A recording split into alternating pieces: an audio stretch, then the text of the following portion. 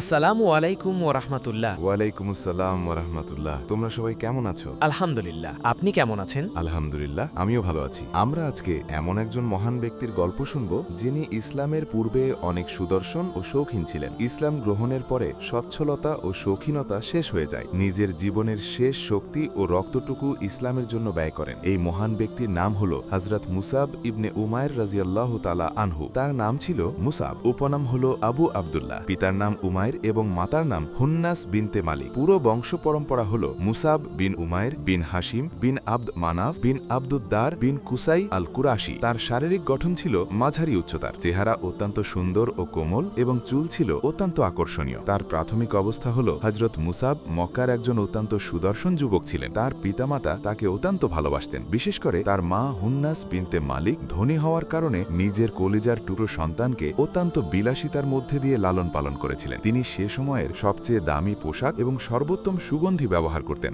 রাসূলুল্লাহ সাল্লাল্লাহু আলাইহি ওয়াসাল্লাম কখনো তার কথা উল্লেখ করলে বলতেন, মক্কায় মুসাবের চেয়ে বেশি সুদর্শন, সুবেশধারী এবং নেয়ামতের মধ্যে লালিত পালিত আর কেউ নেই। হযরত মুসাব রাজিয়াল্লাহু তাআলা আনহুর স্ত্রীর নাম ছিল হামনা বিনতে জেহাস, যার গর্ভে মুসাব রাজিয়াল্লাহু তাআলা আনহুর শহীদ হওয়ার সময় জায়নাব নামে এক কন্যা সন্তান ছিল। মহান আল্লাহ তার বাহ্যিক সৌন্দর্য ও রুচিবোধের পাশাপাশি হৃদয়ের আয়নাকেও অত্যন্ত স্বচ্ছ করেছিলেন। হিদায়েতের কেবল একটি প্রতিচ্ছবি যথেষ্ট ছিল। তাওহীদের আকর্ষণ তাকে শিরক থেকে বিমুখ করে দিল এবং তিনি নবুয়তের দরবারে হাজির হয়ে ইসলাম গ্রহণ করলেন। এটি ছিল সেই সময় যখন রাসূলুল্লাহ সাল্লাল্লাহু আলাইহি ওয়াসাল্লাম আরকাম বিন আবিল আরকামের বাড়িতে অবস্থান করছিলেন এবং মুসলমানদের জন্য মক্কার জমিন সংকীর্ণ হয়ে আসছিল। এ কারণে হযরত মুসাব দীর্ঘ সময় নিজের ইসলাম গ্রহণের বিষয়টি গোপন রাখেন এবং গোপনে রাসূলুল্লাহ সাল্লাল্লাহু আলাইহি ওয়াসাল্লামের খিদমতে হাজির হতেন। কিন্তু একদিন হঠাৎ উসমান বিন তালহা তাকে নামাজ পড়তে দেখে ফেলেন এবং তার মা ও পরিবারকে খবর দেন। তারা শোনা মাত্রই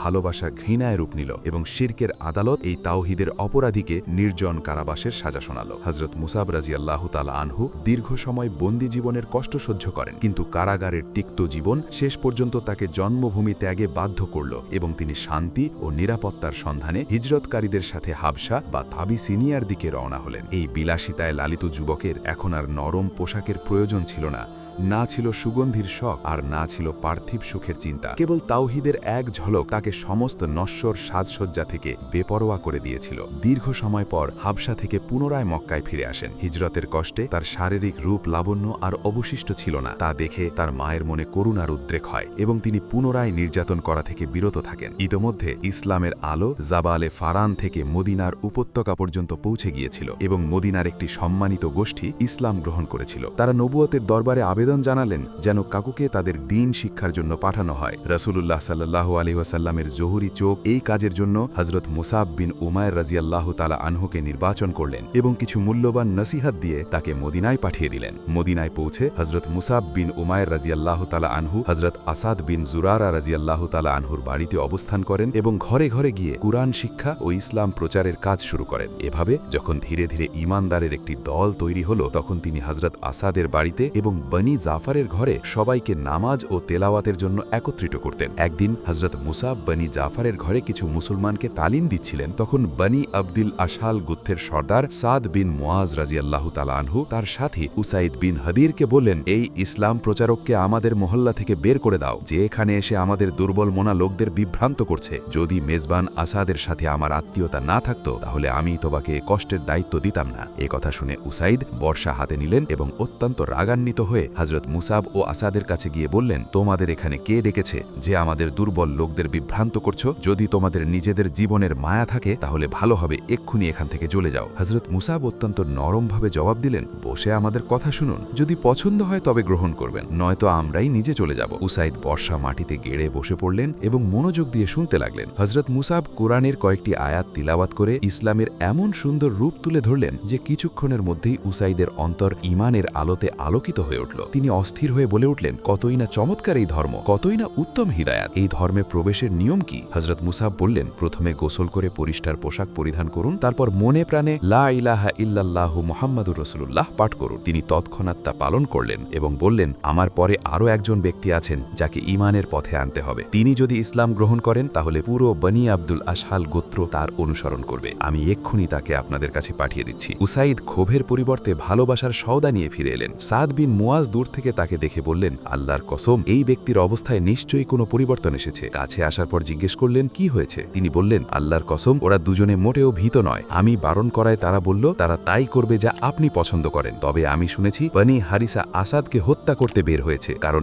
এ আপনার খালাতো ভাই, যাতে আপনার অপমান হয়। বনি হারিসা ও বনি আব্দুল আশহালের দীর্ঘদিনের শত্রুতার কারণে উসাইদের এই কৌশল কাজ করল। সাদ বিন মুয়াজ ক্ষোভে উঠে দাঁড়ালেন এবং ধর্মীয় মতভেদ থাকা সত্ত্বেও আসাদের সাহায্যের জন্য দৌড়ে গেলেন। কিন্তু সেখানে গিয়ে সব শান্ত দেখে বুঝলেন যে উসাইদ তাকে কেবল কথা বলানোর জন্যই উত্তেজিত করেছিলেন। ক্রোধ তখন ধর্মীয় গোঁড়ামিতে রূপ দিল। তিনি বললেন, আবু উমামা, আল্লাহর কসম, যদি আত্মীয়তা না থাকতো তাহলে আমি তোমার সাথে কঠোর ব্যবহার করতাম। আমাদের মহল্লায় প্রকাশ্যে এমন আকীদা প্রচারের সাহস তোমার কিভাবে হলো, যা আমরা অপছন্দ করি? হযরত মুসাব আগের মতোই নরমভাবে বললেন, আগে আমাদের কথা শুনুন, ভালো লাগলে গ্রহণ করবেন, নয়তো আমরা সরে যাব। শাহাদাতে রাজি হলেন। তার সামনেও হযরত মুসাব এমনভাবে ইসলামের চিত্র তুলে ধরলেন যে সাদের চেহারাও ঈমানের আলোয় উজ্জ্বল হয়ে উঠল। তিনি তক্ষুনি ইসলাম গ্রহণ করলেন এবং নিজ গোত্রের কাছে গিয়ে উচ্চস্বরে জিজ্ঞেস করলেন, হে বনি আশহাল, বলো আমি তোমাদের কে? তারা বলল, আপনি আমাদের সর্দার এবং আমাদের মধ্যে সবচেয়ে বুদ্ধিমান ও উচ্চবংশীয়। তিনি বললেন, আল্লাহর কসম, তোমাদের পুরুষ এবং নারীদের সাথে কথা বলা আমার জন্য হারাম, যতক্ষণ না তোমরা আল্লাহ ও তার রসুলের উপর ঈমান আনবে। এভাবে সাদ বিন মুয়াজের প্রভাবে পুরো বনি আব্দুল আশহাল গোত্র ইসলাম গ্রহণ করল। হযরত মুসাব দীর্ঘ সময় আসাদ বিন জুরারার মেহমান ছিলেন, কিন্তু যখন বনি নাজ্জার তার উপর অত্যাচার শুরু করল তখন তিনি সাদ বিন মুয়াজের বাড়িতে চলে এলেন এবং সেখান থেকে ইসলামের আলো ছড়াতে লাগলেন। মদিনায় প্রায় প্রতিটি ঘরে ইসলামের আলো পৌঁছে গেল। মদিনায় যখন মুসলমানদের একটি বড় জামাত তৈরি হল তখন হযরত মুসাব নবুয়াতের দরবার থেকে অনুমতি নিয়ে সাদ বিন খাইথামার বাড়িতে জামাতের সাথে জুমার নামাজের ভিত্তি স্থাপন করলেন। প্রথমে দাঁড়িয়ে একটি অত্যন্ত হৃদয়স্পর্শী খুতবা দিলেন, তারপর অত্যন্ত বিনয়ের সাথে নামাজ পড়ালেন। নামাজের পর মেহমানদারির জন্য একটি ছাগল জবাই করা হলো। এভাবে ইসলামের এই মহান নিশানা, যা উপাদানের পাশাপাশি সপ্তাহে একবার ভ্রাতৃত্বের সুযোগ করে দেয়, তা হযরত মুসাব বিন উমাইরের উদ্যোগেই শুরু হয়েছিল। প্রথম আকাবায় মাত্র 12 জন আনসার শরিক ছিলেন, কিন্তু হযরত মুসাব মাত্র 1 বছরে পুরো মদিনাবাসীকে ইসলামের অনুরাগী করে দিয়েছিলেন। ফলে পরের বছর 72 জন বিশিষ্ট ব্যক্তির একটি বিশাল কাফেলা নিজেদের গোত্রের পক্ষ থেকে বায়াত নবায়ন করা এবং রাসূলুল্লাহ সাল্লাল্লাহু আলাইহি ওয়াসাল্লামকে মদিনায় আমন্ত্রণ জানানোর জন্য রওনা হলো। তাদের শিক্ষক হযরত মুসাব বিন উমাইর রাদিয়াল্লাহু তাআলা আনহুও সাথে ছিলেন। তিনি মক্কায় পৌঁছে সবার আগে রাসূলুল্লাহ সাল্লাল্লাহু আলাইহি ওয়াসাল্লামের কাছে হাজির হয়ে তার বিস্ময়কর সাফল্যের বিবরণ তুলে ধরলেন। রাসূলুল্লাহ সাল্লাল্লাহু আলাইহি ওয়াসাল্লাম অত্যন্ত আগ্রহের সাথে সব শুনলেন এবং তার কঠোর পরিশ্রমে অত্যন্ত আনন্দিত হলেন। মুসাবের মা যখন তার আসার খবর পেলেন তখন লোক মারফত বলে পাঠালেন, হে অবাধ্য সন্তান, তুই এমন শহরে আসবি যেখানে আমি আছি, আর প্রথমে আমার সাথে দেখা করতে আসবি না? তিনি জবাব দিলেন, আমি রাসূলুল্লাহ সাল্লাল্লাহু আলাইহি ওয়াসাল্লামের আগে অন্য কারো সাথে দেখা করতে যাব না। রাসূলুল্লাহ সাল্লাল্লাহু আলাইহি ওয়াসাল্লামের সাথে সাক্ষাতের পর তিনি মায়ের কাছে এলেন। মা বললেন, আমি জানি তুই এখনো আমাদের ধর্ম থেকে বিমুখ। তিনি বললেন, আমি রাসূলুল্লাহ সাল্লাল্লাহু আলাইহি ওয়াসাল্লামের সত্য দ্বীন ও ইসলামের অনুসারী, যা আল্লাহ নিজের জন্য ও তার রাসূলের জন্য পছন্দ করেছেন। মা বললেন, তুই কি সেই কষ্টের কথা ভুলে গেলি যা তোকে হাবশায় সহ্য করতে হয়েছিল, আর এখন মদিনায় সহ্য করছিস? আফসোস, তুই আমাদের কোনো উপকারের শুকরিয়া আদায় করলি না। হযরত মুসাব বুঝতে পারলেন মা হয়তো আবারও তাকে বন্দী করার চিন্তা করছেন। তিনি চিৎকার করে বললেন, আপনি কি জোর করে কাউকে তার ধর্ম থেকে ফেরাতে পারেন? যদি আপনি আমাকে বন্দী করার ইচ্ছা করেন তাহলে প্রথম যে ব্যক্তি আমার দিকে এগোবে আমি তাকে অবশ্যই হত্যা করব। মা এই রূপ দেখে বললেন, তুই আমার সামনে থেকে চলে যা, এবং কাঁদতে লাগলেন। হযরত মুসাব বিচলিত হয়ে বললেন, মা, আমি আপনাকে হিতকাঙ্ক্ষী হিসাবে নসিহাত করছি যে আপনি সাক্ষ্য দিন আল্লাহ এক এবং মুহাম্মদ সাল্লাল্লাহু আলাইহি ওয়াসাল্লাম তার বান্দা ও সত্য রাসূল। মা বললেন, উজ্জ্বল নক্ষত্রদের কসম, আমি এই ধর্মে প্রবেশ করে নিজেকে বোকা বানাবো না। যা, আমি তোর থেকে হাত ধুয়ে ফেললাম, আমি আমার ধর্মেই থাকব। মক্কায় আসার পর হযরত মুসাব জিলহাজ, মুহররম ও সাফার মাস রাসূলুল্লাহ সাল্লাল্লাহু আলাইহি ওয়াসাল্লামের খিদমতে অতিবাহিত করেন এবং পহেলা রবিউল আউয়াল তারিখে রাসূলুল্লাহ সাল্লাল্লাহু আলাইহি ওয়াসাল্লামের 12 দিন আগে স্থায়ীভাবে মদিনায় হিজরত করেন। যখন হক ও বাতিলের লড়াই শুরু হলো, হযরত মুসাব রাদিয়াল্লাহু আনহু বাগমিতার ময়দানের মতো রণক্ষেত্রেও অগ্রগামী ছিলেন। বদরের যুদ্ধে মুহাজিরদের বড় পতাকা তার হাতে ছিল। উহুদের যুদ্ধেও আলমবরদারির গৌরবময় পদক তিনিই লাভ করেন। উহুদের যুদ্ধে যখন একটি ভুল সিদ্ধান্তের কারণে যুদ্ধের মোড় ঘুরে গেল এবং মুসলমানরা অতর্কিতে আক্রান্ত হয়ে ছত্রভঙ্গ হয়ে পড়ল, তখনও ইসলামের পতাকাবাহী একাকী মুশরিকদের ঘেরাওয়ের মধ্যে অটল ছিলেন, কারণ তাওহীদের পতাকাকে পিছু হটানো এই বীরের জন্য ছিল চরম অপমানের বিষয়। এই অবস্থায় মুশরিকদের অশ্বারোহী ইবনে কুমিয়া এগিয়ে এসে তলোয়ারের আঘাত করল, যাতে তার ডান হাত শহীদ হয়ে গেল, কিন্তু তিনি তৎক্ষণাৎ বাম হাত দিয়ে পতাকাটি ধরে ফেললেন। সে সময় তার মুখে এই আয়াত জারি ছিল, আর মোহাম্মদ একজন রসুল ছাড়া আর কিছু নন, তার আগেও অনেক রসুল গত হয়েছেন।